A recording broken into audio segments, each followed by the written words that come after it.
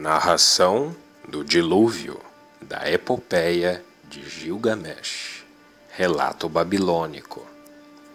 Gilgamesh fez uma longa e difícil viagem para aprender de Utnapishtim como este veio a adquirir a vida eterna.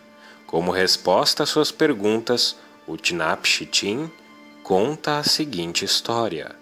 Houve um tempo quando os deuses destruíram a antiga cidade de Shuruppak, mediante uma grande inundação. Mas Utnapishtim, alertado por Enki, conseguiu sobreviver construindo um grande barco. Sua imortalidade foi uma dádiva concedida pelos deuses arrependidos, em reconhecimento à sua ingenuidade e fidelidade ao restituir o sacrifício. Shuruppak, uma cidade que tu conheces e que está estabelecida à margem do Eufrates, era a cidade antiga, como eram os deuses que nela habitavam, quando seus corações levaram os deuses a provocarem uma grande inundação. Ali estavam Anu, Enlil, seu pai valente, seus conselheiros, Ninurta, seu arauto, Enugi, seu irrigador, Ninijiko-Ea também estava ali com eles. Ele repete suas palavras para a choça de juncos, casa de Utnapishtim. Choça de juncos, paredes, paredes, choça de juncos, dai ouvidos, paredes reflitam, homem de Shuruppak, Utnapishtim, filho de Ubar-Tutu, lágrimas descerão sobre esta casa. Construa um barco, abandone suas posses, busque pela vida, despreze a propriedade e mantenha a alma viva. Entre no barco e tome consigo a semente de tudo que vive. O barco que tu deves construir deve ter estas dimensões. Iguais devem ser a largura e o comprimento. Como o Apsu, águas subterrâneas, tu deves lhe fazer um teto. Eu compreendi e disse para Ea, meu senhor, eis-me, meu senhor, ao que tu ordenares ficarei honrado em cumprir. Contudo, o que eu devo dizer à cidade, ao povo e aos anciãos? Ea abriu sua boca para falar, dizendo-me a mim, seu servo. Desse modo tu deverás dizer-lhes, eu aprendi que Enlil é hostil para comigo, de maneira que eu não posso residir em vossa cidade, nem pôr os meus pés no território de Enlil. Para as profundezas, portanto, eu a mandarei para crescer com meu senhor Ea. Quanto a vós, derramarei em abundância os pássaros mais seletos, os peixes mais raros, a terra ficará cheia de ricas colheitas. Aquele que ao anoitecer ordenar as espigas, choverá sobre ele uma chuva de trigo, para iludir aos habitantes de Shuruppak quando a real intenção da chuva. Com o primeiro raiar da aurora, a terra se ajuntará ao meu redor. Alguns devem levar betume, enquanto as demais coisas que são necessárias forem trazidas. No quinto dia eu apresentarei o madeiramento. Um acre inteiro era o seu pavimento, 10 dúzias de cúbitos à altura de cada uma de suas paredes, 12 cúbitos cada mureta do convés. Acabei de fazer cada um de seus lados e os juntei. Eu a fiz com 6 pavimentos, dividindo o barco em 7 partes. Se o pavimento plano eu dividi em 9 partes. Fiz a vedação, fiz o mastro e preparei os suprimentos. Derramei 8 medidas de betume na fornalha, 3 de asfalto e também espalhei por dentro, ao lado de uma de óleo que a calafetação consumiu e 2 de óleo que o barqueiro utilizou. Eu imolei 2 bois para o povo e uma ovelha a cada dia. Mosto, vinho, óleo e vinagre eu ofereci aos trabalhadores para que bebessem, como também a água do rio, para que eles pudessem festejar o ano novo. No 7º dia o barco ficou pronto. O lançamento foi muito difícil, de maneira que eles tinham que erguer a prancha para cima e para baixo. até que 2/3 da estrutura entrasse na água, por causa de tudo que eu tinha carregado, por tudo que eu tinha carregado de prata, por tudo que eu tinha carregado de ouro, por tudo que eu tinha carregado de todos os seres vivos, toda a minha família e parentes que eu mandei a bordo do barco, os animais do campo, as criaturas selvagens do campo, toda a tripulação que embarquei. Shamash havia-me estipulado um tempo. Quando ele ficasse inquieto à noite, ordenaria que chovesse uma chuva de destruição. Entre em teu barco e feche a porta. E ele declarou que o tempo havia chegado. Aquele que fica inquieto à noite ordenou que chovesse uma chuva de destruição. E notei a aparência do tempo. O tempo era terrível de se contemplar. Para fechar todo o barco, Puzur Amurri, o barqueiro, teve minha ajuda para juntar tudo o que era necessário. Com o primeiro raiar da aurora, uma nuvem negra ergueu-se no horizonte, dentro dela os trovões de Haddad, deus da tempestade e da chuva, enquanto Shalat e Hanish, arautos de Haddad, iam adiante movendo-se como precursores sobre as colinas e o planalto.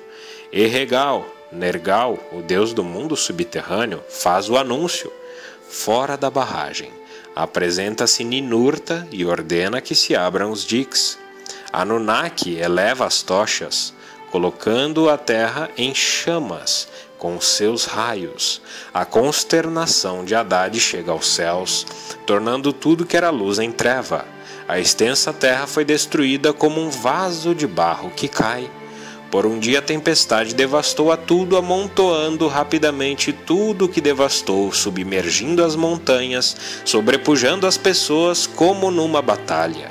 Ninguém podia ver seu companheiro, nem pode o povo ser reconhecido desde o céu. Os deuses que habitavam a cidade estavam assustados por causa do dilúvio, e retiraram-se ascendendo ao céu de Anu. Os deuses encolheram-se como cães que se agacham contra a parte baixa de um muro. Ishtar gritava como uma mulher no trabalho de parto. A senhora de voz suave entre os deuses gemia em voz alta. Ai, os dias passados voltaram para o barro, porque me conduzi erroneamente na Assembleia dos Deuses. Como eu pude me conduzir desse modo na Assembleia dos Deuses, ordenando uma batalha para a destruição de meu povo, quando fui eu mesma quem o fez nascer? Como as ovas dos peixes, eles enchem o mar. Os deuses de Anunnaki choraram com ela. Seus lábios se cerraram ao ver a todos. 6 dias e 6 noites sopram os ventos da inundação, enquanto a tempestade varre a terra. Quando chegou o 7º dia, a inundação levou a tempestade e acalmou a batalha, que havia sido feita como faz um exército. O mar se calou, a tempestade ficou imóvel, a inundação cessou. Eu observei o tempo. A calmaria se estabeleceu e toda a humanidade retornou ao barro. A paisagem era tão plana como um telhado. Abri uma escotilha e senti a luz sobre meu rosto. Curvei-me lentamente, assentei-me e chorei, e as lágrimas desceram pela minha face. Eu olhei ao redor para as linhas da costa no grande mar.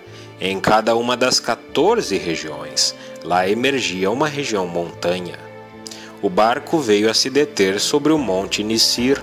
O monte sustentou firmemente o barco, não permitindo nenhum movimento. Por 6 dias o barco ficou firmemente preso ao monte Nisir. Quando chegou o 7º dia, eu me apresentei e libertei uma pomba.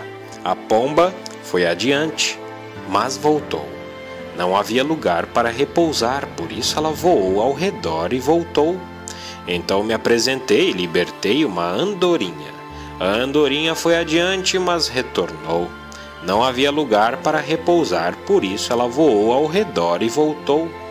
Em seguida me apresentei e libertei um corvo. O corvo foi adiante, vendo que as águas haviam diminuído. Ele comeu, fez círculos, grasnou e não retornou. Eu deixei todos saírem para os 4 ventos e ofereci um sacrifício. Fiz uma libação no topo do monte, a alinhei de 7 em 7 vasos no devido lugar e amontoei cana, cedro e murta. Os deuses sentiram o aroma, os deuses sentiram o doce aroma, os deuses se ajuntaram como aves sobre o sacrificador. Assim que a grande deusa Ishtar Ninurti se aproximou, ela ergueu grandes joias que Anu fabricou para seu punho. Sim, deuses presentes, tão certo quanto este lápis lazuli em meu pescoço. Eu não esquecerei, me lembrarei destes dias, não os esquecendo jamais. Que os deuses se aproximem do ofertante. Contudo, Enlil não se aproxime dele, porque ele sem moderação trouxe o dilúvio e meu povo foi entregue à destruição. Então logo Enlil se aproximou e viu o barco. Enlil ficou furioso. Ele ficou cheio de ira contra os deuses e Gigi, deuses celestiais. Alguma alma vivente escapou? Nenhum homem deveria escapar à destruição. Ninurta abriu sua boca para falar, dizendo ao valente Enlil: quem outro além de Ea pode fazer planos? Ea sozinho é quem sabe todas as questões. Ea abriu sua boca para falar, dizendo ao valente Enlil: tu é o mais sábio dos deuses. Tu, herói, como pudeste tu, sem medida, trazer o dilúvio? Sobre o pecador impunha seu pecado, sobre o transgressor impunha sua transgressão. Ao invés de trazer-lhes o dilúvio, melhor seria que um leão se levantasse para diminuir a humanidade. Ao invés de trazer-lhes o dilúvio, melhor seria que um lobo se levantasse para diminuir a humanidade. Ao invés de trazer-lhes o dilúvio, que a peste se levantasse para ferir a humanidade. Não fui eu quem descobriu o segredo dos grandes deuses. Eu fiz com que Atrahasis, extremamente sábio, um epíteto de Utnapishtim, tivesse um sonho, e ele descobriu o segredo dos deuses. Agora receba este conselho com relação a ele. Imediatamente Enlil deixou o barco. Sustentando-me pela mão, me levou para fora. Ele levou minha esposa para fora e a fez se prostrar ao meu lado. Ficando de pé entre nós, tocou nossas frontes e nos abençoou. Até agora, Utnapishtim foi humano. Daqui em diante, Utnapishtim e sua esposa serão como os deuses. Utnapishtim habitará longe na montanha dos rios. Assim ele me tomou e me fez habitar muito longe, na montanha dos rios.